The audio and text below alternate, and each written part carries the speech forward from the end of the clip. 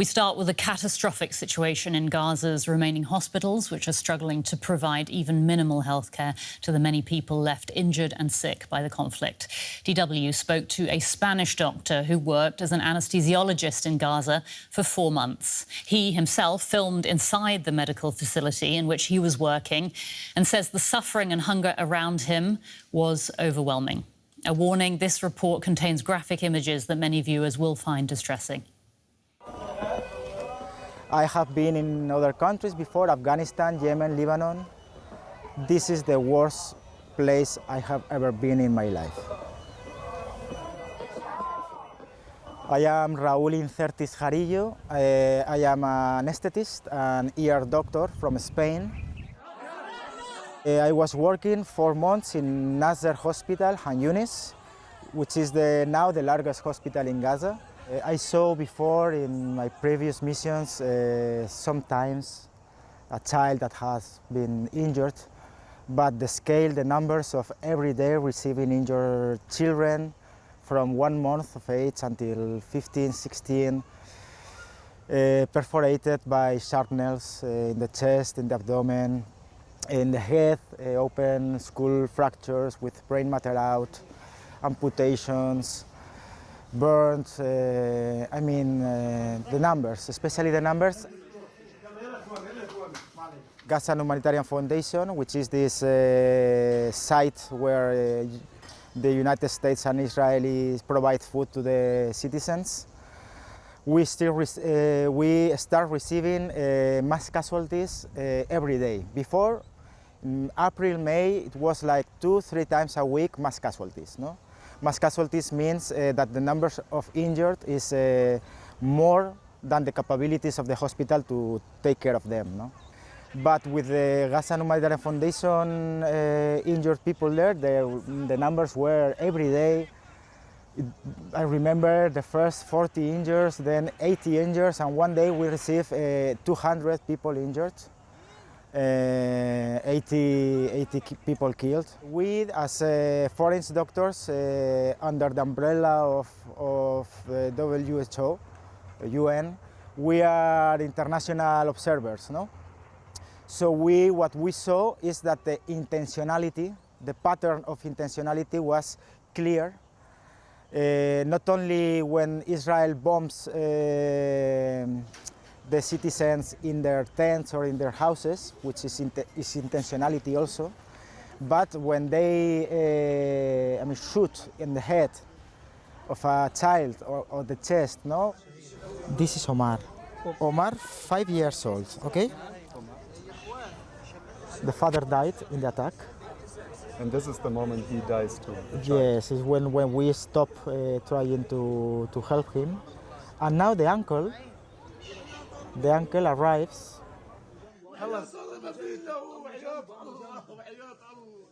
And you know that the mother of Omar has been for 10 years trying to get pregnant, and he succeeded with Omar. So Omar was the only child of his wife. So for me, being 4 months in that situation has been very not good mentally. But I am thinking about my colleagues that for more than 20 months are working under these circumstances. So yes, my colleagues, mentally they are destroyed. They have symptoms of post-traumatic stress disorder, and they have symptoms of burnt out.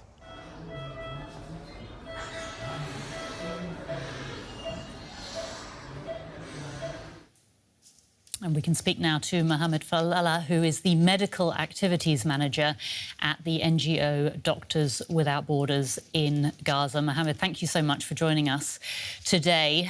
We just saw those extremely distressing images in our report showing the conditions that medical staff face on a daily basis in Gaza. Can I ask you, is that an accurate representation of what working conditions are like for you, for your colleagues? The footage doesn't lie. This is what the condition of all our hospitals are. I'm at the field hospital of MSF in Deir al-Balah. We work closely with all our partner hospitals, both the governmental hospitals and the NGO hospitals. We're all overrun with patients. We all have more people that we need to take care of, then we can. What the footage doesn't show is that all these people working, all the doctors, nurses, all the staff, they're working while being in the same context as the patients. So everybody is hungry, everybody hasn't eaten the day before, everybody's losing weight, everybody is exhausted and burnt out, and they're still working. So that's really a spectacular thing, but the footage doesn't even capture the difficulty in what the doctors here are facing. You and your colleagues, medical professionals, are, of course, trying to save other people's lives. And as you say, you are facing extraordinary challenges and danger as well while you're working. Can you talk to us about that? Yeah, it's hard to describe. Maybe you tell stories. So imagine you're in the operating theater performing an operation on somebody who was shot in the abdomen, and as you're in the middle of the operation, you hear a very loud explosion nearby, who wouldn't be thinking, oh, was this my turn? Did this hit my tent, my family? You finish the operation, you have to go around, and then at the end of the day, you have to check on what happened back home.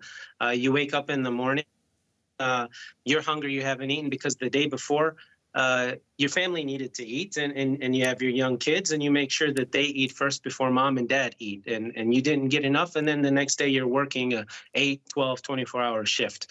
It's really impossible. We have so many days we're at work where one of our colleagues comes and tells us that I lost my nephew, I lost my niece, I lost my cousin, my uncle yesterday, and this is routine.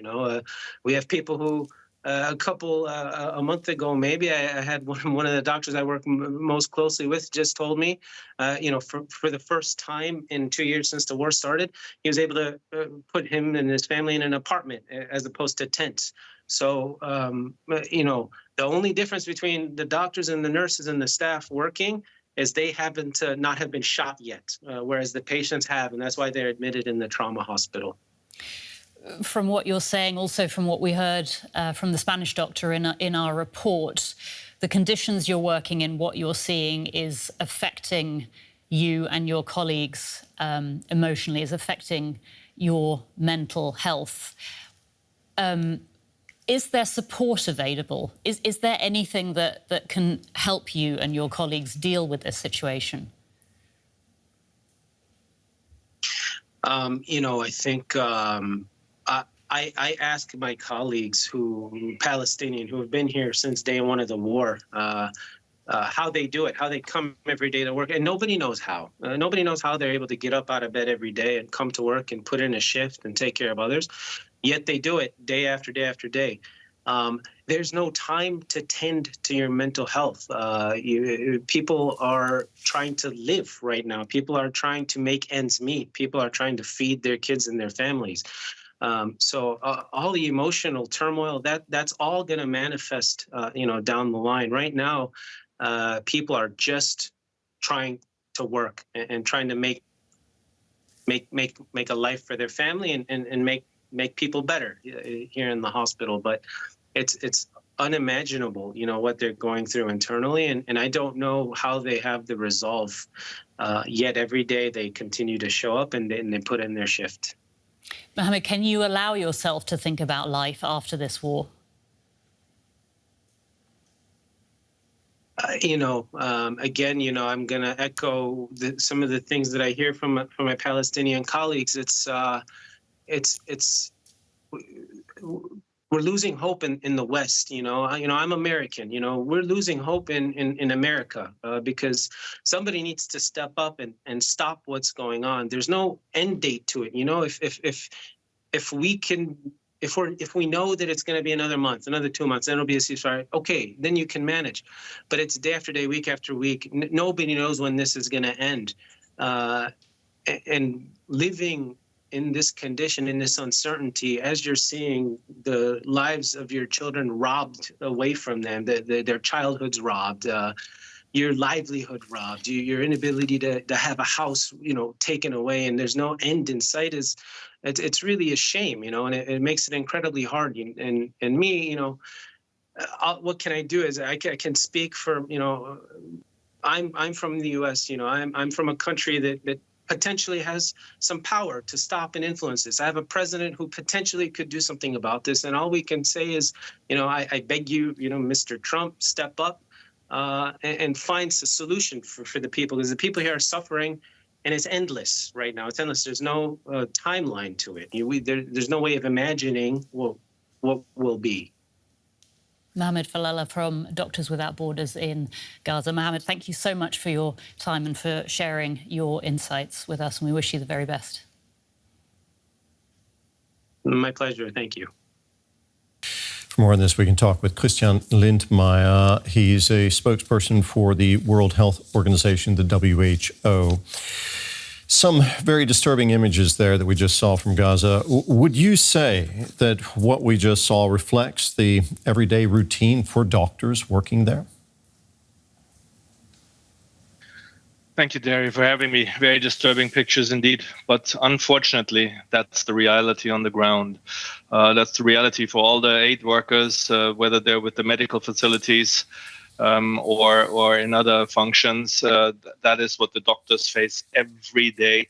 The deliberate wounds, the shootings, the crush victims, and then having not a very safe space to go back to themselves, caring if they're nationals from Palestine, having to worry about their own families, their own life, and then not having a safe shelter. It's a gruesome scenario for all of them, and as we said many times, they are the real heroes of this picture. So do the doctors in Gaza, do they face the same sort of risks as civilians there of being killed or injured in Israeli airstrikes? Unfortunately, yes.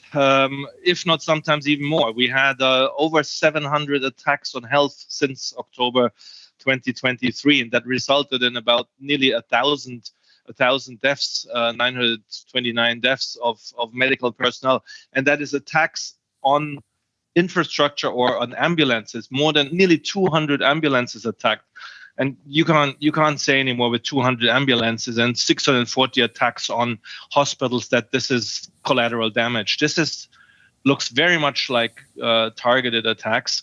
And in some way, therefore, the medical personnel sometimes is even more under attack because the infrastructure they're working in get attacked, the ambulances get attacked.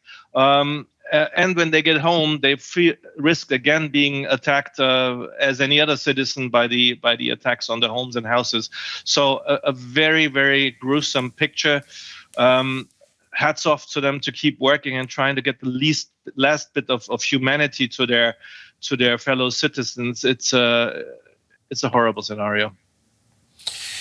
Can anything be done, Christian, to better protect doctors working in Gaza? Well, there's a simple answer. That is yes. Adhere to the international humanitarian law. No healthcare scenario, no health facility should ever be under attack. No ambulance should ever be under attack. Healthcare workers should be free to work. So the simple answer, the theoretical answer is yes, stop shooting at them deliberately, stop bombing and shelling hospitals. The very practical answer is it needs a political will. And as long as the political will is not there, it won't stop. We heard in our report how that doctor has been struggling with mental health issues after working for months in Gaza under those conditions, under the UN umbrella there. Does the UN offer support in such cases for such people? Typically, the debriefings, the very necessary debriefing in mental health when these people leave the mission, come out again, is being done within their own teams because they know the group, they know the people, they do it in their own local or national setting, and that is very important, and it should be done even more. Because you see how just by talking about it, he choked up, and that is very normal. And he mentioned the mental stress. He mentioned the post-traumatic stress disorders, the sleepless nights he didn't even talk about, and pictures like the one he saw there, or the many more horrible pictures. they will not leave them for a long time. And that's why our thanks has to go to them. And yes, support is available, but it's typically done in the national setting with their own organization. Christian, thank you very much for talking with us today. That was Christian Lindmeier from the World Health Organization.